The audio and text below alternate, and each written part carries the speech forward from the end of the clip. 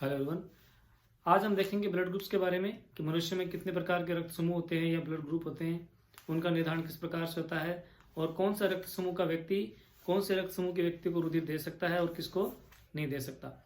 हमारे शरीर के अंदर मुख्य रूप से कुछ एंटीजेंस या प्रोटीन पाए जाते हैं जिसकी मौजूदगी के आधार पर हम ब्लड ग्रुप को बांटते हैं। जैसे ये हमने यहाँ पर एंटीजन लिख रखा है। यदि किसी मनुष्य के ब्लड में रुधिर में ए एंटीजन पाया जाएगा तो उसका जो रक्त समूह होगा वो ए होगा। यदि एंटीजन बी है तो उसका रक्त समूह बी होगा। कुछ मनुष्य ऐसे हैं जिनके शरीर में एंटीजन ए और बी दोनों पाए जाते हैं तो उनका जो ब्लड ग्रुप होगा वो ए बी होगा। और यदि किसी भी प्रकार का एंटीजन किसी मनुष्य के शरीर में नहीं पाया जाता तो उसका ब्लड ग्रुप ओ माना जाता है। जो एंटीजन होते हैं उसके ठीक विपरीत एंटीबॉडी भी मनुष्य के शरीर में पाए जाते हैं। इसको प्रतिजन और प्रतिरक्षी कहते हैं। तो एंटीजन एंटीबॉडी का भी हम एक चैप्टर करेंगे। तो एंटीजन ए जिसके शरीर में पाया जाता है उसके शरीर में जो एंटीबॉडी पाया जाएगा उसको हम कहते हैं बी।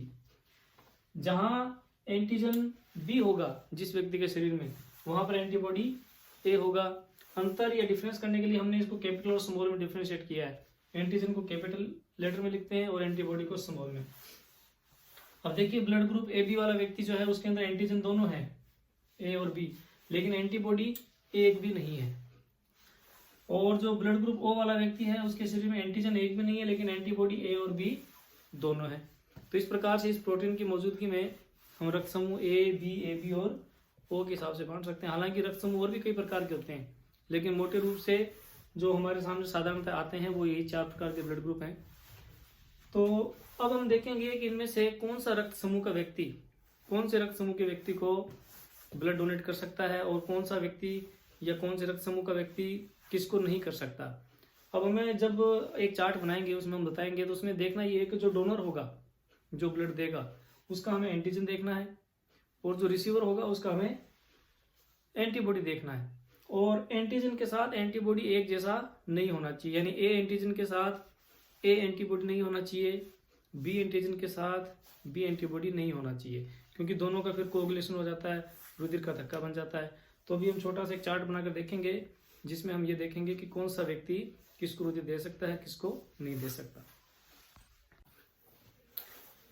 इस चार्ट के अंदर हमने एक तरफ जो डोनर है उसके ब्लड ग्रुप लिख दिए ए बी और ओ, और इधर की तरफ रिसीवर होंगे उनके भी ब्लड ग्रुप ए बी और ओ लिख दिए।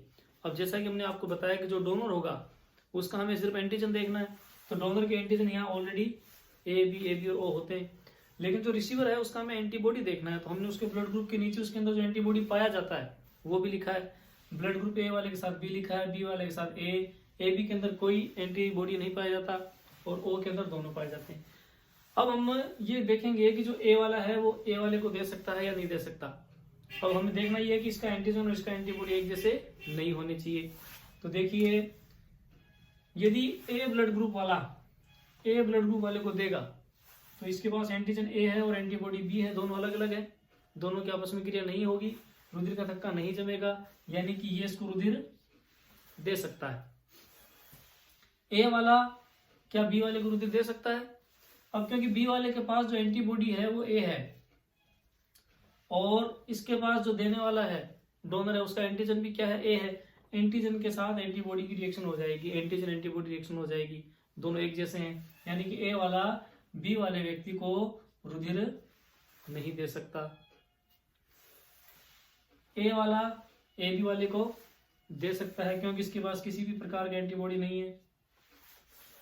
ए वाला ओ वाले को नहीं दे सकता, क्यों? क्योंकि इसके पास ए नाम का एंटीबॉडी मौजूद है, ये ए एंटीजन के साथ क्रिया कर लेगा, तो इसका मतलब ये इसके साथ रुधिर नहीं दे पाएगा। उसी प्रकार बी वाला ए वाले को नहीं दे सकता, इसका एंटीबॉडी इसका एंटीजन सेम है। बी वाला बी वाले को दे सकता है क्योंकि एंटीबॉडी और एंटीजन अलग अलग है। बी वाला ए बी वाले को दे सकता है क्योंकि उसके पास किसी भी प्रकार का एंटीबॉडी नहीं है। बी वाला ओ को नहीं दे सकता क्योंकि इसके पास बी नाम का एंटीबॉडी मौजूद है, यहाँ पर क्रॉस लग जाएगा। ए बी वाला ए को नहीं दे सकता क्योंकि बी के साथ बी मिल जाएगा। ए बी वाला बी को नहीं दे सकता क्योंकि ए के साथ ए मिल जाएगा। ए बी वाला ए बी वाले को दे सकता है। ए बी वाला ओ को बिल्कुल नहीं दे सकता क्योंकि ए और बी दोनों मौजूद है इसके पास, ये क्रॉस आ जाएगा।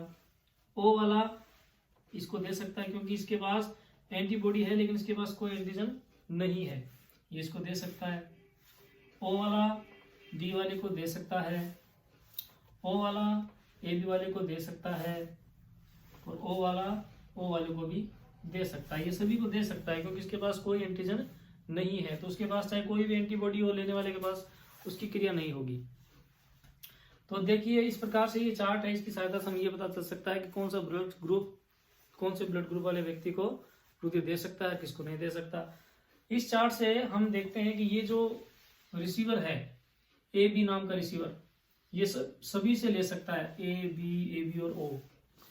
और ये जो डोनर है, ओ ब्लड ग्रुप वाला डोनर, ये सभी को दे सकता है।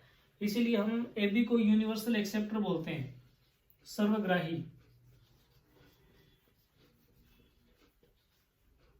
सर्वग्राही समूह, universal acceptor blood group A B होता है क्योंकि ये सभी से रुधिर ले सकता है। और जो ओ होता है इसको हम सर्वदाता बोलते हैं,